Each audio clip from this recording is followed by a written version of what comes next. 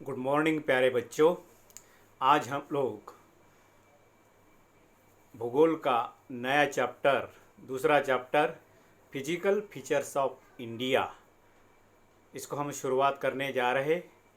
इस पीरियड में आप सभी का मैं फिर से हार्दिक स्वागत करता हूं। और जो ये चैप्टर जो है physical features of India, Bharat का भौतिक स्वरूप, बहुत ही महत्वपूर्ण चैप्टर है, क्योंकि इस चैप्टर में आप लोगों को बहुत सारा ऐसा जनरल नॉलेज जो कंपटीशन के दृष्टिकोण से बहुत ही महत्वपूर्ण माना जाता है, उस दृष्टिकोण से, और इसमें बेसिक जानकारी हमारे भारत के बारे में एक नागरिक होने के नाते भी हमें इन सभी चीज़ों की जानकारी अगर हम लोग रखते हैं तो बहुत कुछ हम लोग भारत के बारे में जान सकते हैं। तो भारत के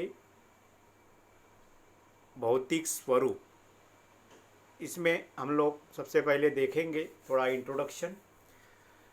वैसे आप लोग जानते हैं कि भारत विभिन्न स्थलाकृतियों वाला देश है और एक विशाल देश है। इस भू आकृतियों का निर्माण कैसे हुआ, उनकी विशेषताएं तथा संरचना के बारे में इस अध्याय में हम लोग जानकारी प्राप्त करेंगे।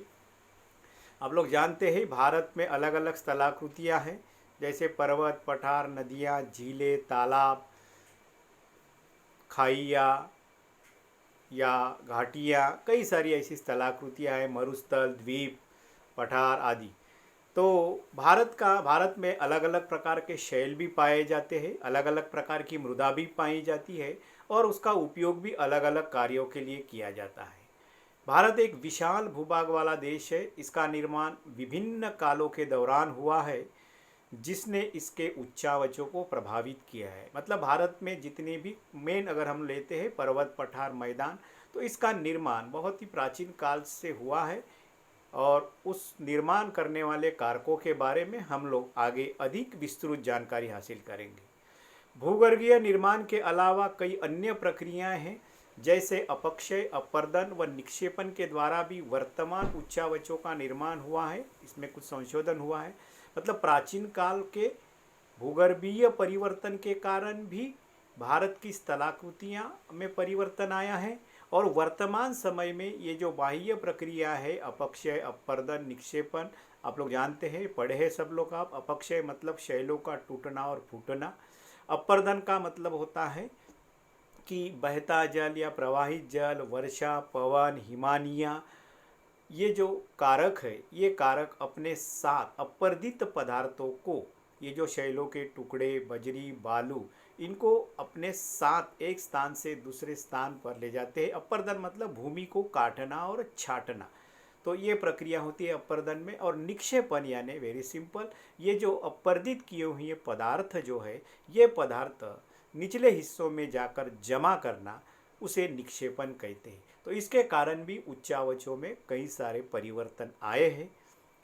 भारत का भौतिक स्वरूप, main aspect of this chapter, इस पाठ में हम लोग जो मुख्य बिंदु देखने वाले हैं, नंबर एक, अभी जिसका मैंने जिक्र किया, प्रमुख स्थलाकृतियाँ, पर्वत, पठार, मैदान, नदियाँ, ये जो है भू आकृतियों का निर्माण कैसे हुआ, इसके बारे में भी हम लोग देखेंगे। फॉर्मेशन ऑफ फिजिकल फीचर्स, मुख्य भौगोलिक वितरण या उनकी विशेषताएं, या भारत के भौतिक विभाग भी कहा जाता है, मेजर फिजियोग्राफिक डिविजन्स, जो 6 डिविजन्स है। भू आकृतियों का महत्व लास्ट में हम लोग देखेंगे। जो भी हमारे ये 6 जो विभाग है, उसका हमारे देश के विकास में, अर्थव्यवस्था में कितना महत्वपूर्ण योगदान है, उसके बारे में भी हम लोग अंत में देखेंगे। तो शुरू करते हैं। सबसे पहला बिंदु हम प्रमुख स्थलाकृतियाँ।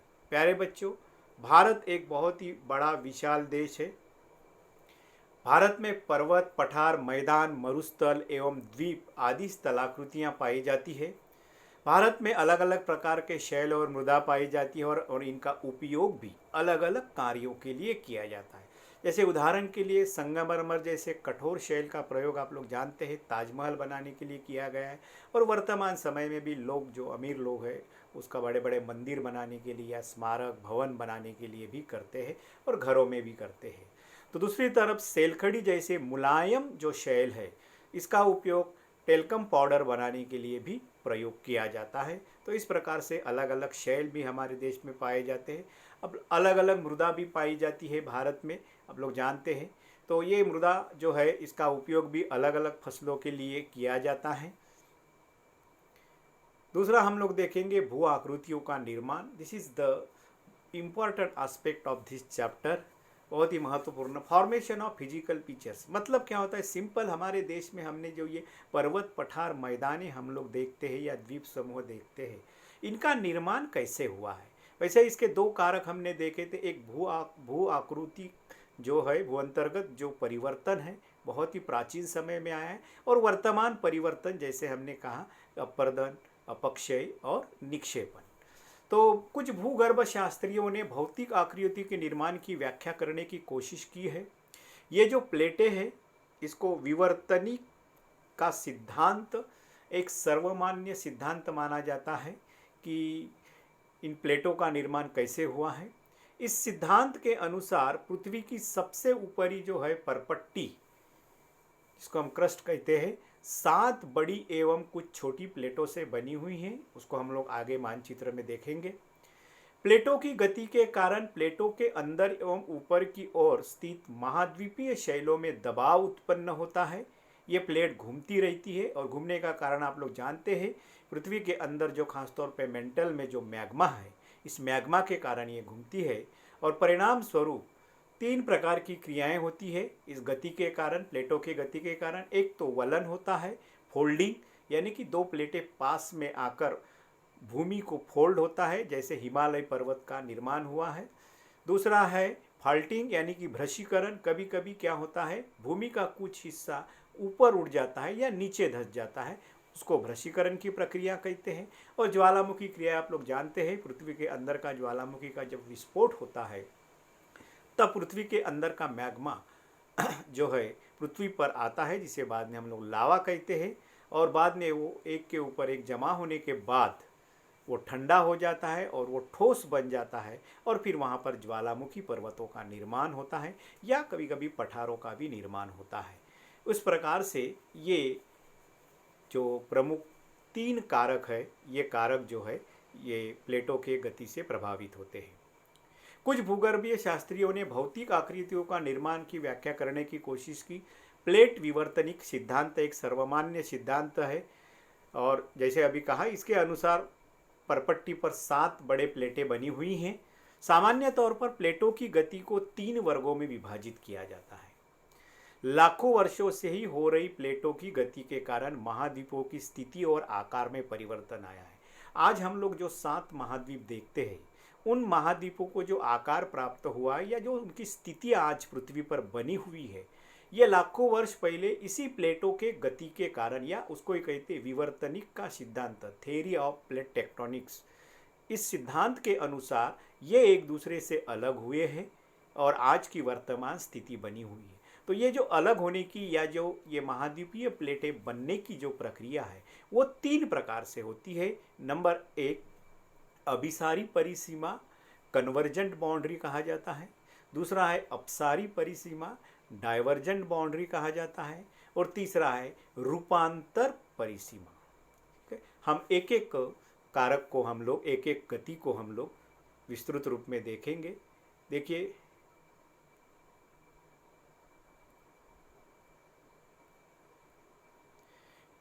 ये प्रमुख प्लेटें हैं जो पृथ्वी पर बनी हुई है प्यारे बच्चों।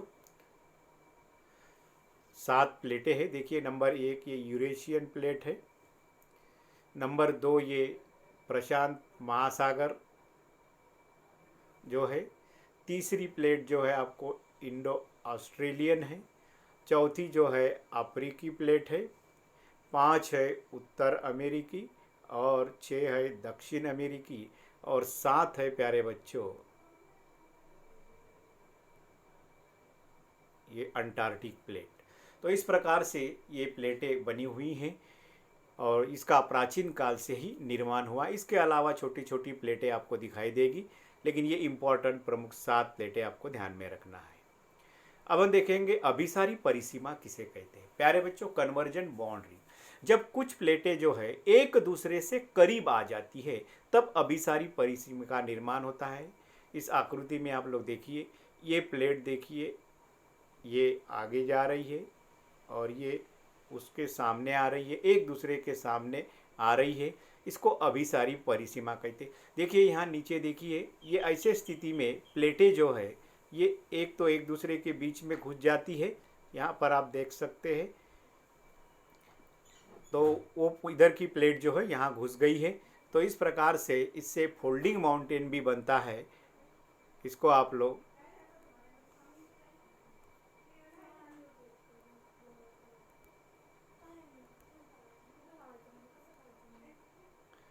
इसमें देखिए, ये प्लेट इधर से जा रही है, दूसरे चित्र में भी देख सकते हैं। ये एक प्लेट इधर से जा रही है और दूसरी ये जो प्लेट है इधर से आ रही है। जब दोनों तरफ से दबाव प्रेशर आता है तब ये जो है यहाँ पर देखिए, ये बीच का हिस्सा जो है ये ऊपर उठता है। ऐसा दोनों तरफ से प्रेशर आने के कारण वहाँ पर फोल्डिंग माउंटेन भी बनता है। तो ऐसे हमारे हिमालय पर्वत की आप जानते हैं निर्मित हुई है। इसी को कहते हैं अभिसारी परिसीमा। दूसरा देखिए अपसारी परिसीमा।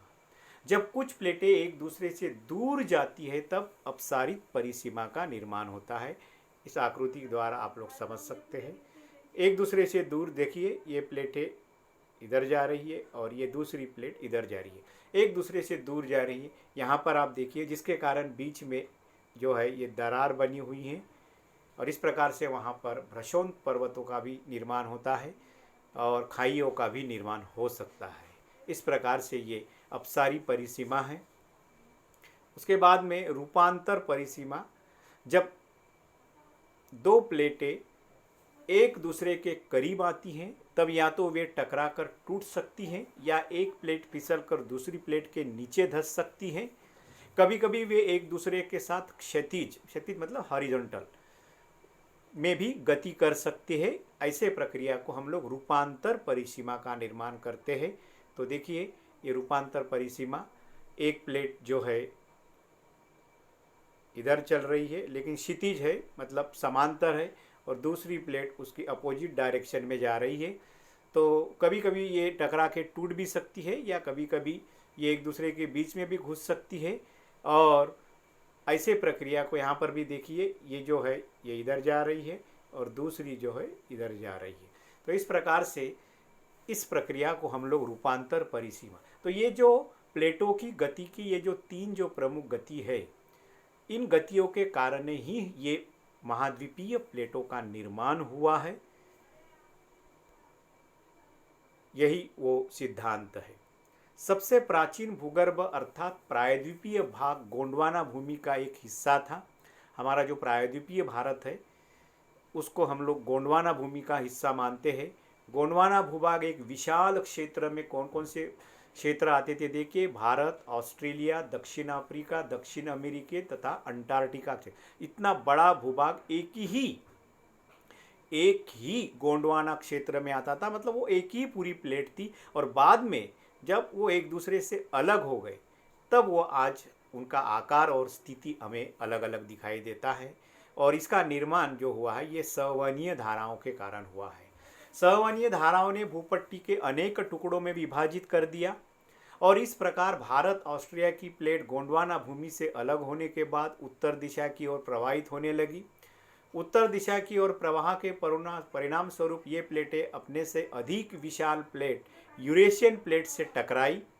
इस टकराव के कारण इन दोनों प्लेटों के बीच तेतीस नामक का जो महासागर कहते हैं, सागर कहते हैं, भू अभिनति की अवसाद चट्टानों से बना हुआ था। मतलब नदियों द्वारा लाए हुए अवसाद वहाँ थे, वलित होकर मतलब फोल्डिंग होके हिमालय और पश्चिम एशिया की पर्वतीय श्रृंखला का रूप में विकसित हुई है। मतलब यूरेशिया प्लेट ऊपर से आई है, गोंडवाना प्लेट नीचे से गई है। दोनों में जब टकराव हुआ तो बीच का हिस्सा जहाँ पर तेतीस सागर था, वो वहाँ पर जो अवसाद थे वो पूरी तरह से अवसाद ऊपर उठ गए और वहाँ पर एक नया फोल्डिंग माउंटेन, जिसको हम लोग वलित पर्वत कहते हैं, हिमालय और अन्य जो है जो पश्चिम एशिया में जो भी पर्वत दिखाई देते हैं, चाहे आप हिंदू कुश पर्वत हो, इस प्रकार से सुलेमान पर्वत हो, इनका निर्माण हुआ है। तेतीस के टेथिस के हिमालय के रूप में ऊपर उठने तथा प्रायद्वीपीय पठार के उत्तरी किनारे के नीचे धंसने के परिणाम स्वरूप एक बहुत बड़ी द्रोणी का निर्माण हुआ था। मतलब देखिए, हिमालय के ऊपर से ऊपर उठने और प्रायद्वीपीय पठार के उत्तरी किनारे के नीचे धंसने के कारण वहाँ एक द्रोणी द्रोणी मतलब खाई एक तैयार हो गई। उस समय के साथ उत्तर से तथा दक्षिण के प्रायद्वीपीय पठारों से बहने वाली नदियों के अवसादों के निक्षेप के द्वारा धीरे धीरे भर गया, और इस प्रकार जो आज हम लोग जिसे हम लोग उत्तरी मैदान कहते हैं, वहाँ एक जलोढ़ निक्षेपों से निर्मित समतल भूभाग बना, भारत के उत्तरी मैदान के रूप में विकसित हुआ। मतलब पहले जो आज हम लोग जो उत्तरी मैदान की बात करते हैं, वहाँ पहले एक द्रोणी हो गई थी, मतलब खाई हो गई थी, लेकिन फिर हिमालय पर्वत से आने वाली नदियाँ वह नीचे से दक्षिण से प्रायद्वीपीय जो नदियाँ हैं वहाँ से बहने लगी, और उनके द्वारा लाए हुए जो अवसाद है उन अवसादों का निक्षेपण वहाँ हुआ, और वहाँ पर एक समतल भूभाग तैयार हुआ। उसे आज हम लोग जो है क्या कहते हैं, ग्रेट प्लेन्स कहते हैं या उत्तरी मैदान कहते हैं। प्रायद्वीपीय पठार पृथ्वी की सतह का प्राचीनतम भाग है, पहले हमने कहा था। इसके कारण इसे स्थिर भाग माना जाता है। मतलब ऐसे माना जाता है कि यहाँ पर भूकंप वगैरह आने की संभावना बहुत ही कम होती है, लेकिन ये गलत साबित हुआ है। पिछले कई सालों से हमारे देश में इसी भूभाग पर कई सारे भूकंप आए हैं। दूसरी तरफ हिमालय और उत्तरी मैदान हाल ही में बनी स्थलाकृति है, नवीन वलित पर्वत से बनी हुई है, इसलिए इसको अस्थिर माना जाता है। और यहाँ पर आप लोग जानते हैं, इसे भूकंप का जो डेंजर जोन में 1 नंबर में भारत का आता है, जो हमारे हिमालय का गिरिपाद क्षेत्र है। तो इसीलिए यहाँ पर हमेशा आप लोग न्यूज़ में सुनते हैं कि दिल्ली में, यहाँ पर, वहाँ पर, काशी में या उत्तर भारत में कभी भी भूकंप के झटके दिखाई देते हैं। ये इसी का कारण है, क्योंकि अभी भी वो प्लेट स्थिर नहीं हुई हैं, वो उनके बीच में टकराव शुरू होता है, तब ये भूकंप आता है, इसलिए यह अस्थिर माना जाता है। हिमालय नवीन पर्वत है जो उत्तर मैदान जलोढ़ निक्षेपों से बना हुआ है।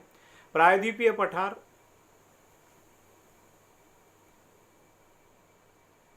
आग्नेय तथा रूपांतरित शैलों वाली कम ऊंची पहाड़ियां एवं चौड़ी घाटियों से बना हुआ है। जो हमारा जो प्रायद्वीपीय पठार है, इसमें आग्नेय और रूपांतरित शैल पाए जाते हैं, और कम ऊंची पहाड़ियां यहाँ दिखाई देती है। चौड़ी घाटियाँ से भी बना है। पहाड़ियाँ आप लोग जब आगे देखेंगे तो हिमालय पर्वत के समय कौन कौन सी पहाड़ियाँ, जैसे आप लोग जानते ही हैं कि सह्याद्री पर्वत है जिसको वेस्टर्न घाट, ईस्टर्न घाट, और ऊपर में आप लोग जानते हैं सातपुड़ा पर्वत है, विंध्य पर्वत है। ये जो पर्वत है इनके बीच में ही ये प्रायद्वीपीय पठार पाया जाता है। आगे हम लोग डिटेल में देखेंगे। सहवनीय धारा मैंने आपको बताया था वहाँ पर, इसको थोड़ा हम लोग समझने की कोशिश करते हैं बेटा। वैसे ये फिजिक्स का है सिद्धांत और ज्योग्राफी का भी है, इसको जियोलॉजिस्ट अच्छी तरह से समझते हैं। प्यारे बच्चों, देखिए सहवनीय धारा मतलब दूसरा तीसरा कुछ नहीं है। इसका सिंपल मीनिंग है कि जो हमारी जो मेन प्लेटें थी, जो जैसे हमने कहा था कि यूरेशिया प्लेट और इधर नीचे गोंडवाना जो प्लेटें थी, यानी कि जो ओरिजिनल भूभाग था, ठीक, इनका ये एक दूसरे से अलग हुए, मतलब ये प्लेटें टूट गई और एक दूसरे से अलग हो गई, उसे हम लोग सहवनीय धारा कहते हैं। प्यारे बच्चों, हम लोग जानते हैं कि हमारी जो पृथ्वी है इसमें 3 प्रमुख प्लेटें पाए जाते हैं। एक परपट्टी जिसको हम लोग स्थलमंडल कहते हैं, दूसरा मेंटल और तीसरा क्रोड। तो ये इनर कोड है, ये आउटर कोड है, और ये पूरा बीच में का मेंटल है, और ये हरा जो है ये आपकी क्या है, स्थलमंडल या परपट्टी कहते हैं।